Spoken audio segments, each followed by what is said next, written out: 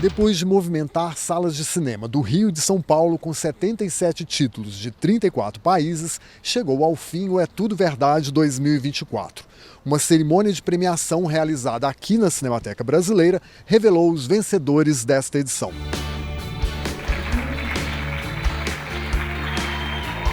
As placas são invisíveis, foi eleito o melhor curta dessa edição do É Tudo Verdade. Conta pra gente um pouquinho sobre o filme e fala da importância desse prêmio. Primeiro, falar que eu estou muito honrada, de receber esse prêmio, a gente está muito contente, toda a equipe. O filme é um filme que é o meu TCC da faculdade. A ideia de fazer ele parte da minha experiência de vida, dentro da universidade, de chegar lá e não me reconhecer naquele espaço, não sentir que eu deveria estar ali. Mas ao longo da graduação eu fui conhecendo pessoas com as quais eu me identificava. E essa foi a motivação para fazer esse filme, mostrar essas pessoas que tinham uma história diferente das pessoas que estavam na USP, mas que tinham uma história de vida semelhante com a minha. Então eu chamei 4 amigas minhas para fazer o filme e a gente mostra um pouco sobre como é estar ali dentro daquele espaço, conta um pouco da nossa vida. E também o filme foi gravado numa época onde a movimentação política da luta por cotas estava muito forte internamente. A USP era uma das poucas universidades que ainda não tinha aprovado as cotas raciais. E começou a ter muita pressão interna para que a USP debatesse isso, pautasse a inclusão. Aí o filme traz um pouco desse registro histórico, Por que você não se identificou com aquele espaço, com aquelas pessoas que ocupavam aquele espaço? Porque as pessoas que estavam lá estudando, elas já estavam lá muito bem preparadas, que estudaram a vida inteira em colégios particulares da elite, fizeram os cursinhos mais bem vistos de São Paulo e tiveram todo um apoio estrutural para estar ali, Inclusive, o meu curso é um curso integral. Para você fazer um curso integral, você tem que ter alguém te sustentando. Essas meninas todas do filme, eu inclusive, começaram a trabalhar muito cedo, com 14 anos, para ajudar a sustentar a família em casa, Veio de escolas públicas, teve filho jovem.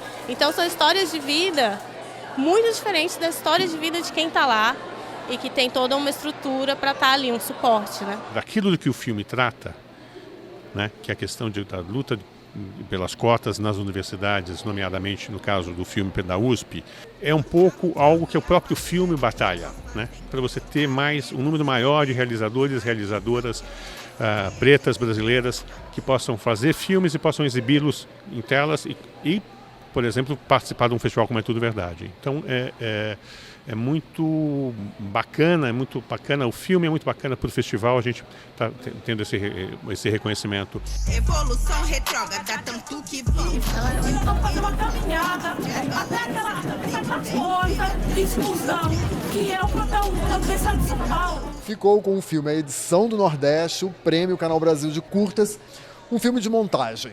É isso, um filme de montagem, com 28 filmes do cinema brasileiro, de 1938 a 1980, e que a gente faz uma colagem do que que o cinema brasileiro inventou, que ele ajuda a inventar uma região inteira, ajuda a inventar o Nordeste.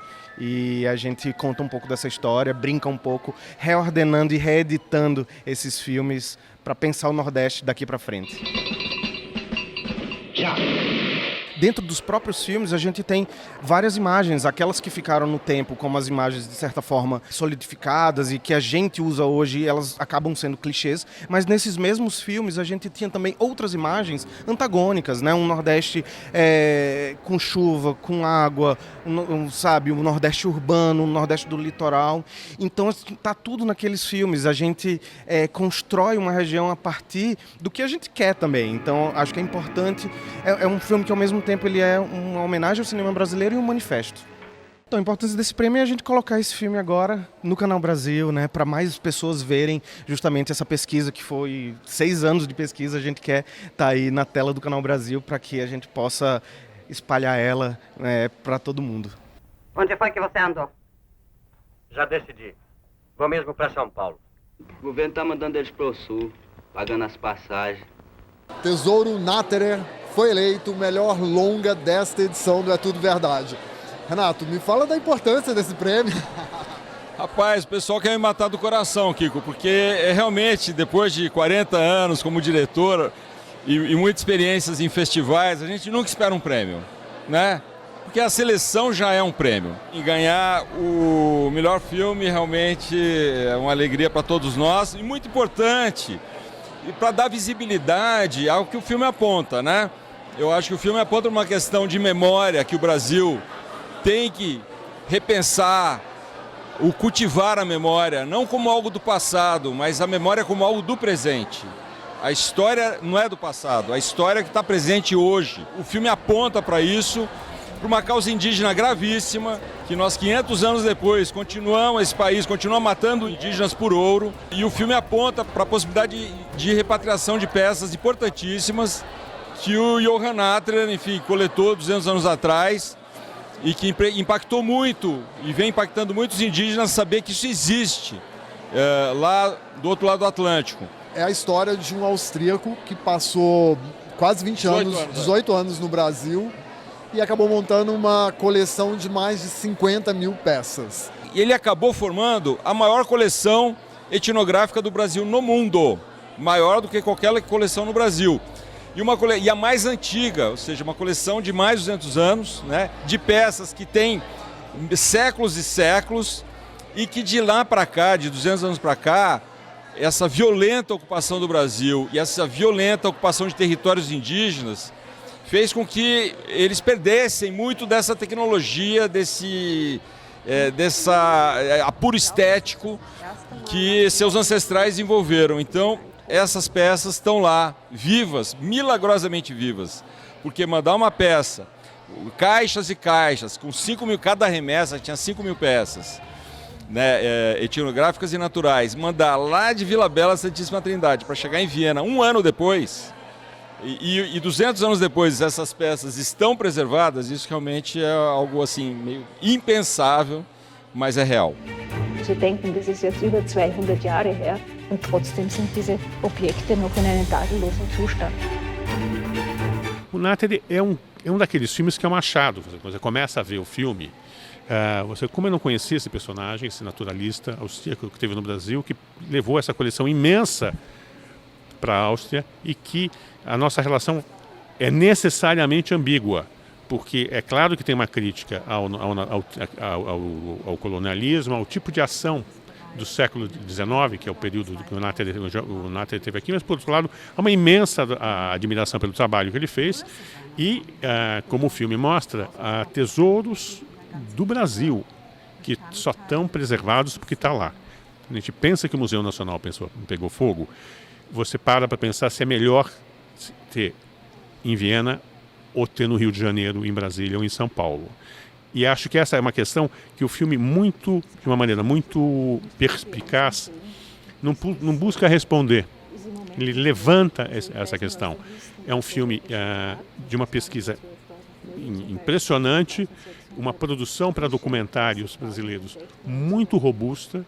Não é um filme nada didático, é um filme que fica nos surpreendendo passo a passo e eu não tenho a menor dúvida, o grande filme desse cineasta importantíssimo para a história brasileira recente, que é o Renato Barbieri.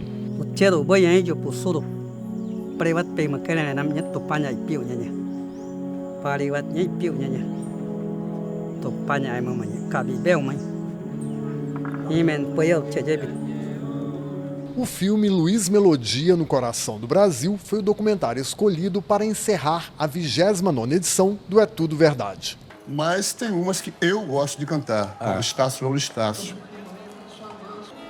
Eu tenho como um hino essa música.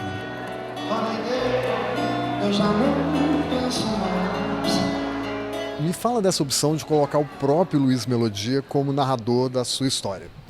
Então, logo no desenvolvimento, né, do projeto, a Patrícia Palumbo, minha parceira nesse filme, que é a diretora musical, ela trouxe pra gente uma entrevista de 2001, de umas 2h30, do Luiz contando sua própria história, uma entrevista que ela tinha feito para o livro dela. Começou também uma pesquisa paralela a isso, trazendo novas entrevistas, novos materiais.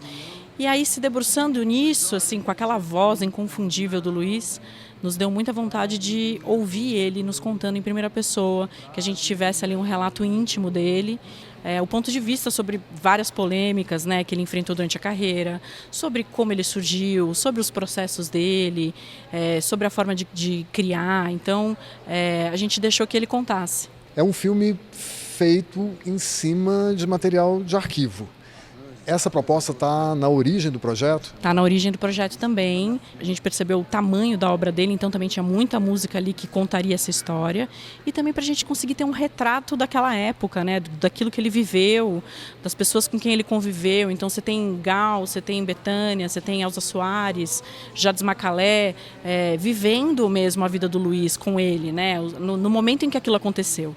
Então, assim, foi um alto desafio imposto, né? Porque a gente não é um país propriamente dito da memória e do arquivo. Então, foi realmente desafiador. Mas tem um retrato ali, né? Tem uma época cultural, tem uma história contada ali pelo arquivo. No coração, a vida é sonho. A vida é sonho. A vida é sonho. A vida é sonho. No coração do Brasil.